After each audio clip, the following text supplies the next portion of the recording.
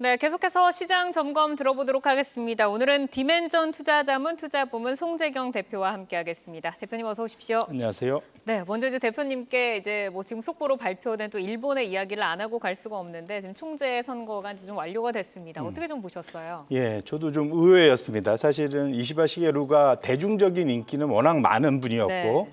이번이 자그마치 5번째 도전이거든요. 거의 마지막 도전이었는데 4전 5기로 드디어 성공하셨네요.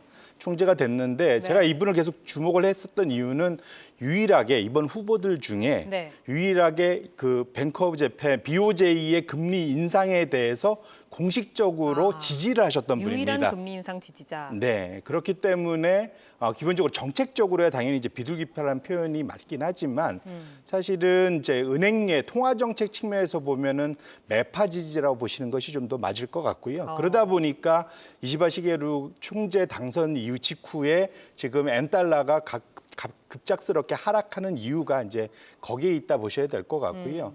아무래도 그 자민당 내에서의 지지 기반이 상당히 약한 거로 알려져 있습니다. 저분은. 그래서 사실은 4전 5기가 됐던 거죠. 그런데 이번에 저분이 됐다는 얘기는 어찌 보면 지금 워낙 그 카운터 파트였던 경쟁자들이 상대적으로 인기가 워낙 없었고 네. 국민적 지지가 지금 자민당이 상당히 낮았었기 때문에 지금 가장 낮았던 큰 이유 중에 하나가 2년 반 동안 일본 국민들이 너무 가난해졌어요. 무슨 말이냐면 엔화가 약세가 되다 보니까 제가 전에 나와서 그 말씀드렸던 것 같은데 우리나라는 코로나 이전 수준으로 해외 여행이 다 지금 회복이 됐는데 그렇죠. 일본은 60%밖에 안 되거든요. 그러니까 지금 해외 나가면 너무 비싸서 못 나가는 겁니다. 그만큼 엔화 강세도 어찌 보면 일본 국민들은 원하고 있거든요. 그렇겠네요. 그렇게 놓고 보면 지금 우리가 그냥 지금 언뜻 받아들이기에는 지금 이제 엔 달러의 움직임이 안정될 거라고 생각을 하지만 적어도 지금 신임 총재가 대중적 인기에 기반해서 지금 이번에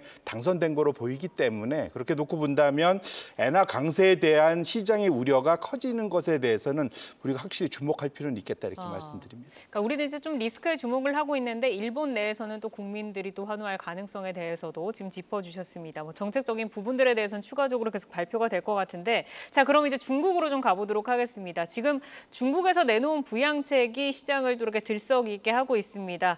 이제 지급 준비율이 0.5% 포인트를 낮추겠다라고 발표를 하고 부양책의 규모가 정말 크잖아요. 이게 중국 경기 앞으로 베팅해야 된다라는 월가의 목소리 나오는데 정말 그렇게 좀 동의를 하세요? 사실은 이제 이게 이제 십시일반이라고 하죠. 시작이 반이라고 하는데 네. 제가 보기엔 냉정하게 보면 심리는 확실히 살릴 수 있긴 하지만 아직 부족하다.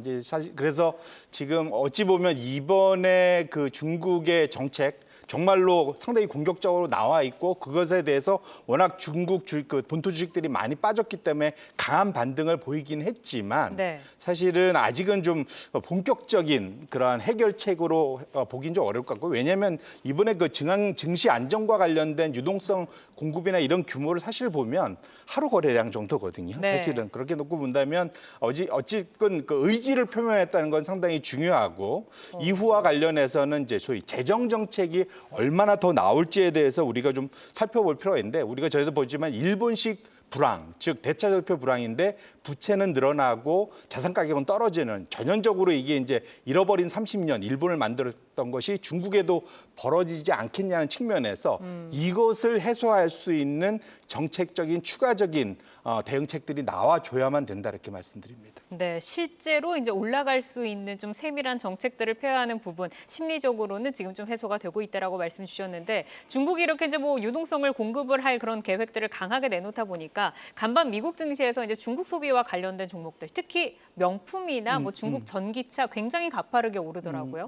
뭐 LVMH나 뭐 에르메스나 전체적으로 소비주들이 지금 상승이 가파른데 이런 소비에 대해서 과연 얼마나 좀 효과가 있을까요? 일단은 지금 오른 거는 정말로 지갑들을 풀어서 쓰고 있어서 사실 오른 건 아니고 기대감 때문에 오른 그쵸? 거죠. 네. 결국은 중국 국민들이 소비자들이 자기의 지금 꽉 닫아놓은 지갑을 열고 소비를 늘릴 수 있느냐의 포인트인데 적어도 이제 그 시작이 되지 않았냐 기대를 하고 있는 거고요. 지금 얘기가 나오고 있는 게 이 통화 정책, 금리 인하한 거 말고도 추가된 게 뭐냐면 네. 한 우리나라 돈으로 지금 1조 위안에서 2조 위안을 추가로 특별 국채를 발행을 해서 이거를 소비자들한테 직접 쏴주겠다. 상당히 전향적이죠. 그래서 1조 달러면 우리나라 돈으로 하면은 대략적으로 한 2조 위안이면 380조 원 정도 되거든요. 네. 그 중에 절반을 소비자한테 바우처로 주는 거죠. 다 쓸 수 있게. 예. 그러니까 네. 뭐 차를 바꾸거나 가전제품 바꾸거나 이런 데 쓸 수 있게 하고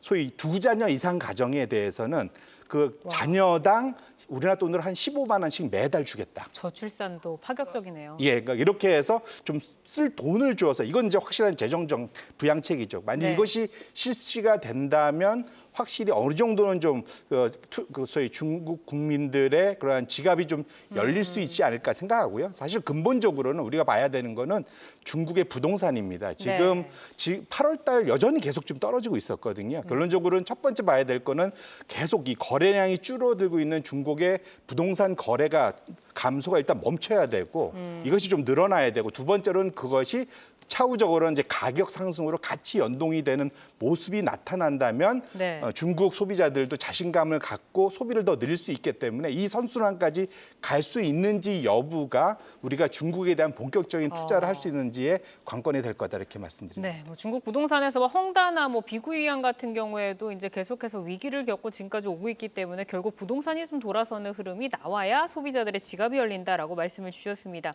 자, 지금 이제 어쨌든 긍정적인 이슈들이 시장에서 뉴스로 좀 나온다는 거는 시장 자체가 부정적인 흐름보다는 긍정에 좀 더 베팅을 하고 있다라고 좀 보여지는데 앞으로 이런 경기 침체 우려를 잠재우고 있는 현재 소비 지표 등은 어떻게 좀 평가를 하세요? 결국은 이 소비가 잘 나오려면 고용이 안정해야 되겠죠. 고용. 우리가 사실은 네. 7, 8월 달에 그렇게 크게 흔들렸던 것이 미국의 고용 지표가 깜짝 예상 밖으로 좀 둔화되고 그다음에 우리가 봤던 것 중에 하나가 좀 샴 룰이 발동이 되고 뭐 이런 것들이 문제였잖아요. 네. 그러다 보니까 우리가 심지어는 지금 주간 단위로 발표되는 실업 청구 건수까지도 우리가 챙겨보는 수준까지 갔는데 다행스럽게 주간 실업 청구 건수는 상당히 좀 안정돼서 다행이긴 합니다.